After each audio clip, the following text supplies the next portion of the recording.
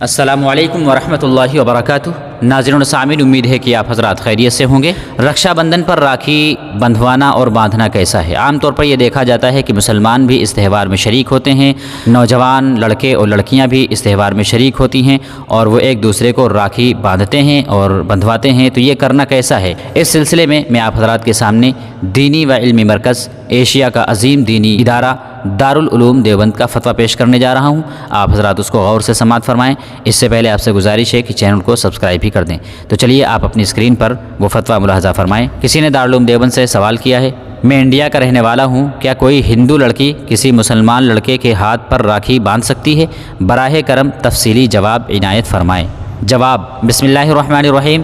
راکھی باندھنا ایک ہندوانہ رسم ہے، بلکہ ہندوؤں کے مذہبی تہوار کا ایک اہم جز ہے۔ کسی مسلمان کے لیے ہندوؤں کے مذہبی تہوار میں شرکت کرنا یا ان کے کسی رسم کو اپنانا قطعاً جائز نہیں ہے، لہٰذا صورت مسئولہ میں مسلمان لڑکے کے لیے اپنے ہاتھ پر راکھی بندھوانا شرعاً ناجائز ہے، اور کسی اجنبی لڑکی سے بندھوانا، خواہ وہ ہندو ہو یا کوئی اور، یہ تو اور بھی برا ہے۔ نیز اگر کوئی مسلمان ہندوؤں کے اس رسم کو بنظر استحسان دیکھتا ہے تو اس پر کفر کا اندیشہ ہے۔ واللہ تعالی عالم۔